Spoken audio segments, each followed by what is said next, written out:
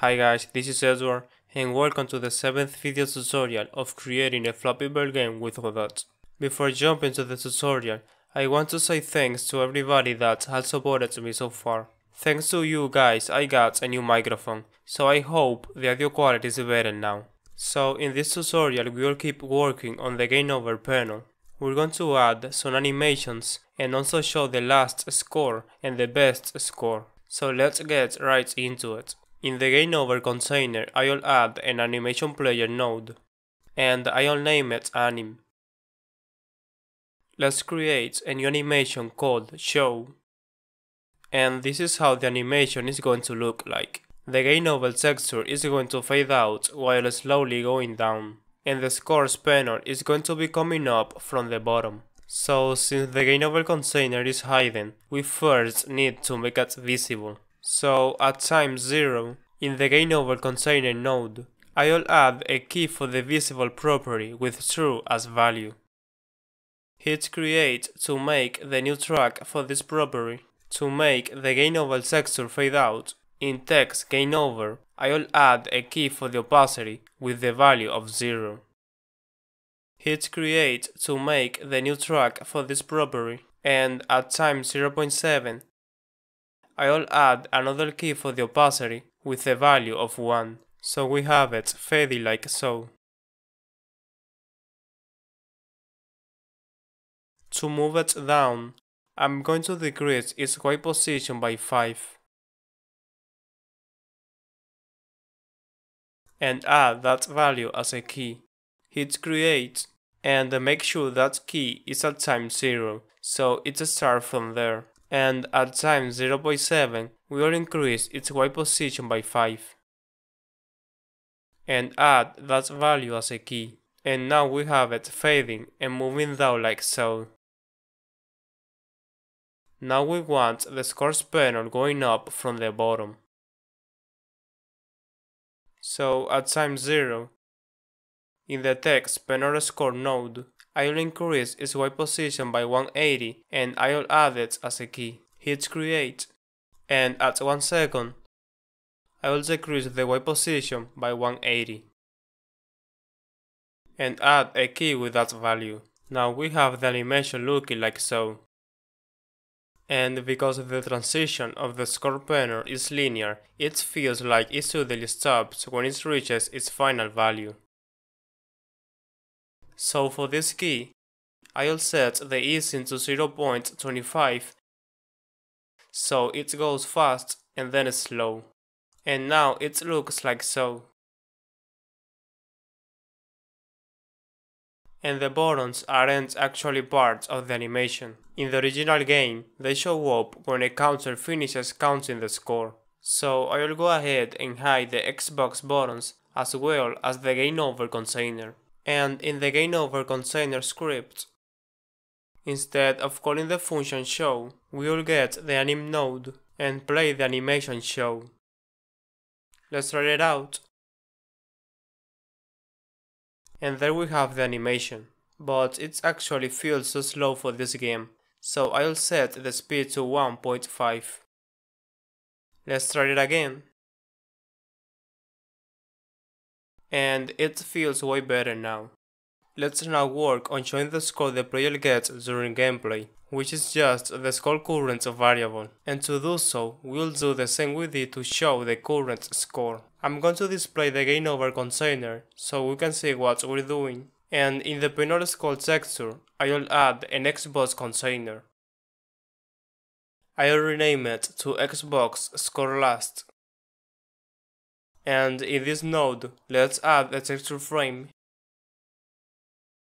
and name it text number 0. And just like we did in the Xbox score, we'll create the textures dynamically, so we actually don't need this node. But we'll use it to place the Xbox in the right position and to get an idea of how the textures are going to look like during runtime. So for the texture property, let's assign the number median 0 sprite.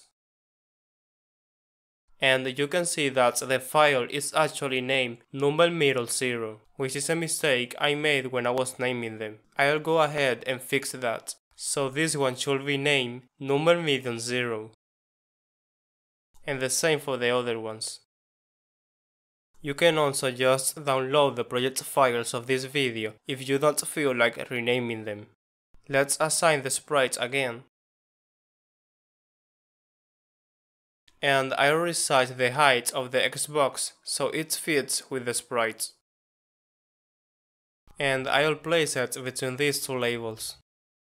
I'm gonna duplicate this node, and we can see that the numbers are too far away from each other. So in the Hbox, I'll set the separation to 1. We also want the textures to be at the right of the Hbox, and to have it like so, we just need to set the alignment to end. And there it is. I'll delete this node because just 1 is more than enough. Let's add a script to the Hbox node. I'll turn on built-in script, hit create, and name it Xbox ScoreLast, just like its node. I'll delete what we don't need. And this script is going to be really similar to the Xbox score script, so I'm just going to copy it and paste it in here. And of course we can create a parent class or a sync with the Xbox container and do a lot of fancy things. But to me keeping it simple is more important than anything else. Anyways, there are a few things we will change in this script. Instead of using the large sprites, we want to use the medium ones. So to rename them all at once, I'll select the wall large, hit Ctrl R, type medium in here, and click replace all, and there we have it. And this node is not going to change the same way the Xbox score does, so I'm going to delete everything in ready, and this callback function as well. So what this node is supposed to do is go from 0 to the score the player has had, and to do so we'll use the lerp function. And when doing a linear interpolation, we need to know the duration of the lerp. So I'll declare a member variable named lerp duration equal to 0.5. And we also need to keep track of the time of the lerp since it started. So I'll declare another variable named lerp time equal to 0. Since the linear interpolation is going to be happening over time, I'll create the process callback which gets called every frame. So let's see how the lerp function works. It's asking for 3 arguments, a from, a to, and a wait value, which I prefer to call % because it's a value from 0 to 1 and that's kind of what it represents. For instance, if we want to lerp from 100 to 200 and we pass a % of 0, this function is going to return 100. If the % is 1, it will return 200, and if it is 0.5, it's going to return 150. So now that we have an idea about what this function does, what we want to do is go from 0 to the score current value counting over time. So for the %, we want to pass values like 0, then 0.1, then 0.2, then 0.3, and so on until 1. And to do so we're going to use these 2 variables. The lerp time of course has to increase by the delta time. And to get the current %, I'll declare a variable named % and set it equals to lerp time divided by lerp duration. So as long as the lerp time is not bigger than the lerp duration, this will give us a value between 0 and 1. Finally, we'll pass % to the lerp function. Now, as I said, in order to keep the % value between 0 and 1, lerp time should never go beyond the lerp duration. So after increasing its value, I will ask if the lerp time is bigger than the lerp duration. And if it's so, I will set lerp time equals to lerp duration. Other handy way to prevent a variable from being bigger than a certain value is by using the min function, which returns the minimum value of 2 numbers. So I'll set instead lerp time equals to min lerp time lerp duration. So this will constantly be setting lerp time to either itself or the lerp duration variable, whichever is smaller. And this should now be working, but we actually aren't doing anything with the value the lerp function is returning. And what we want is call the function setNumber and pass the outcome of the lerp. And since the setNumber function is dealing with digits and all that, it is expecting an integer, and the lerp function returns floats. So we need to cast its returning value, and to do so we just need to wrap it on a function named int. Let's replace this for a number to see if it is working, and set process to true. Make sure the GameOval panel is visible, run the scene, and it's working. We can even set the lerp duration to 3, so it goes slower. And there it is. And of course we don't want to start counting right away when the scene starts. And to prevent this from happening, we can just declare a member variable name is counting equal to false. In the process function we will ask if it is counting, and if it's so, we will do the lerping. And we could also have a function named startCounting which sets its counter equal to true. And this will totally work, but in JavaScript this can be done way better, by having just one function that does the lerping. So I'm going to delete everything related to the isCounting variable, and I will create a function named count_score, which is quite a meaningful name. And in this function we are going to do what we are doing in the process function frame by frame without stopping the flow of the game. And to do so we are going to make kind of like our own game loop. So I will say while true pass. And of course this will totally crash the whole game. But in the scene tree there is a signal named idleFrame which gets triggered every idle frame. So within the while loop, we are going to call the function HUD, and we will tell it to wait until the scene tree emits the signal idle frame.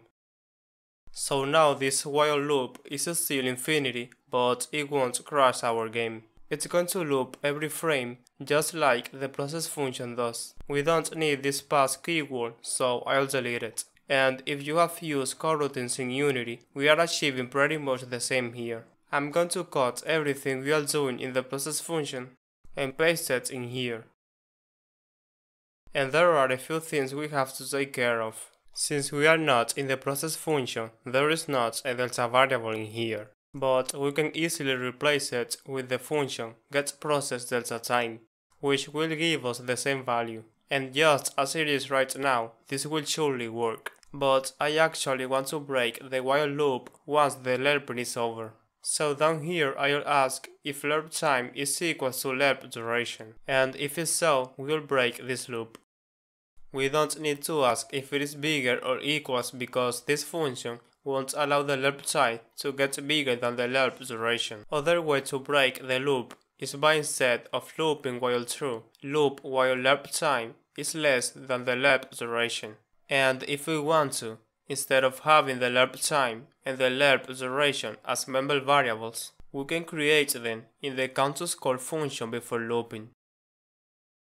So this will make sure that the lerp time starts at 0, and it also keeps the code on this script a little bit more clear. Let's call count_score ready to see if this really works. And there we have it, working in just one function and without having to use a flag variable, which is way more clear than what we had before. I'm going to delete the process function, and we don't need to count to score in ready, neither enable process. I'll set the lerp duration back to 0.5, and in count_score we don't want to count to 50, but to gain that score current. Now we want to count_score when the GameOval container shows up, meaning after the animation we just created is completed. There are a few ways we can do so. We can make the animation player node call the function count_score, or we can make the scoreLast node count_score when the animation has finished. I'll demonstrate how to do it in both ways. Let's go to the 2D view and open the anim node. I'm gonna place the cursor at time 1 because that is when the animation ends. And in order to call a function from another node, we just need to click on this icon to add a new track, and add a call function track. the node we want to call a function from is hbox_last. Click OK. And to add a key on this track, just click on this green plus icon here. I'll select the key and I'll open this panel so we can edit it. We can specify the name of the function, which in this case is count_score. This function doesn't need any arguments, so we'll leave this at 0. Let's give it a shot. And we have to make sure that the GameOver panel is hidden. And having to show it and hide it over and over is quite tiring. So in the GameOver container script, I'll call the function hide. Let's run the game. I'll make a few points. And when the GameOver animation ends, it's start counting.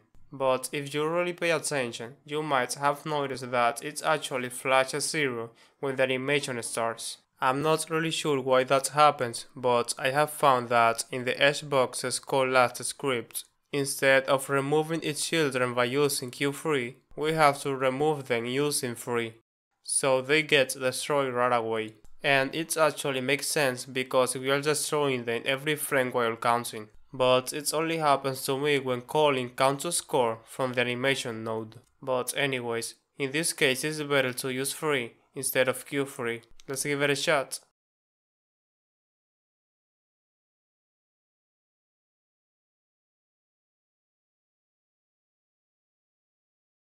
And it doesn't happen anymore. Now the other way to run the counting when the animation finished is by using yield. So in the ready function, we will look for the anim node by saying utis.getMainNode .getNode HUD/CNCR/GameOver/anim, and then wait until the animation node emits the signal finished. And once that happens, we are going to count to score. In the animation node, I'll delete the key that calls the count_score function, so we can try this one.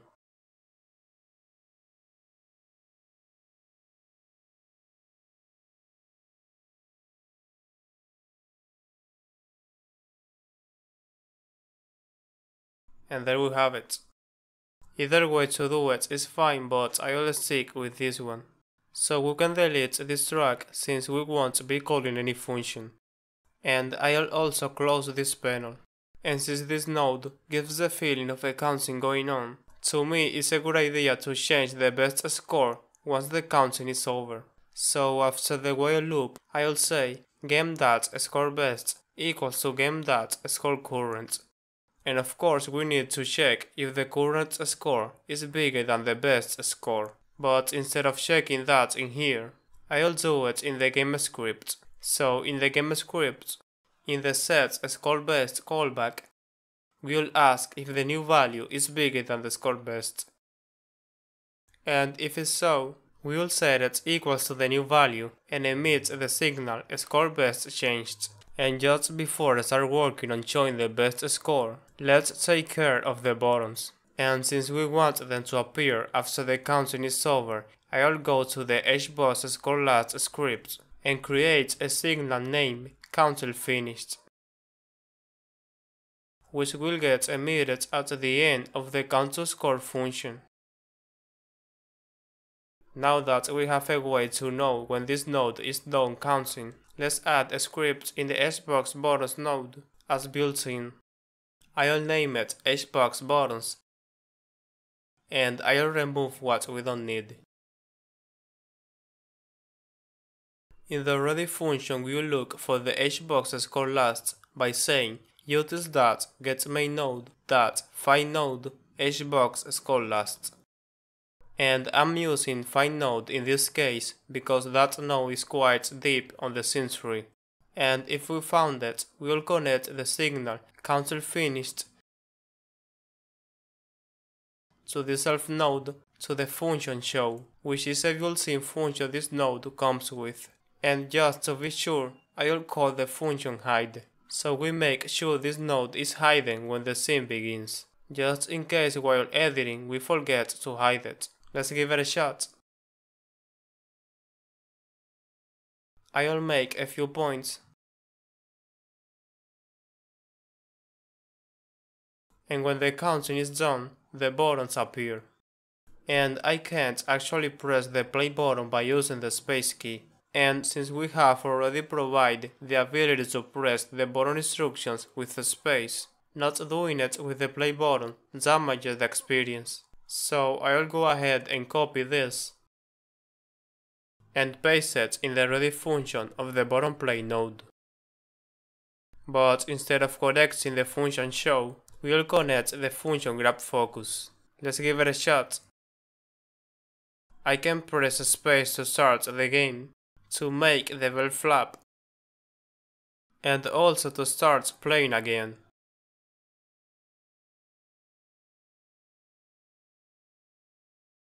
Let's now create the node that will show the best score, and to skip a few steps, I'll go ahead and duplicate this node. Place it down below and rename it HBox Score Best. And you can see that when we duplicated the node, it also came with a script, but this script is the same of the HBoss Score Last, so any changes will take place in both nodes. And to prevent that from happening, I'll click on the HBoss Score Best, and I'll click on the script property and make it unique. So now we can go to this script, either by clicking here or here. I'll name it HBoss Score Best, and it should show us a different script in here. I'll change this to HBoss Score Best. I'll delete the signal, everything in the ready function, and also the count to score function. So we just have the set number function here, and we want this node to appear with the best score. So in ready, we'll say set number game.score best. Let's give it a shot to see what we got. I'll get a few points.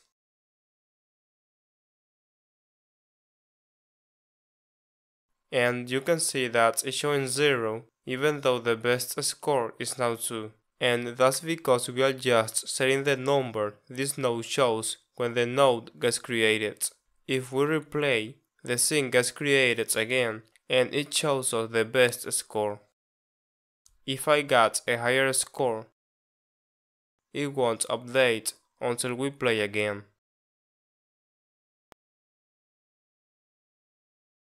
So what we have to do is update the number this node shows when the score changes. Now, the best score will only change once this node is done counting, and that will actually give us the real feeling of the game counting our score. So from the game, we will connect the signal score best changed to this self node to the function on the score best changed, which I will create down here. And here we will say set number game.score best. Let's give it a shot. And you can see that the best score updates after the counting is done. If I get a lower score, it won't update. And if I get a higher, it changes. Now, the original game gave us even more feedback about achieving a new score by showing a little label with the word new right here. So in the panel score, I'll add a texture frame, and for its texture I'll set the level new sprite. Let's resize it so it fits the size of the sprite, and place it next to the best word. I'll rename it text new. Let's add a built-in script and name it text new. I'll delete all this, and because of how we have everything set up, this will be quite simple. From game, we will connect the signal score best changed to the self node to the function show. And I don't want to keep in mind that this node has to be hidden, so in ready I'll call the function hide. Let's give it a shot.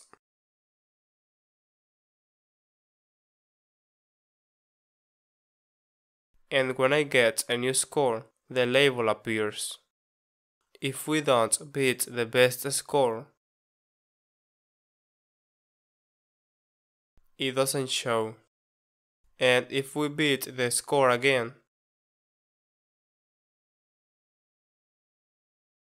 it shows up again. And since we are showing the score in here, there is no need to keep showing it up there.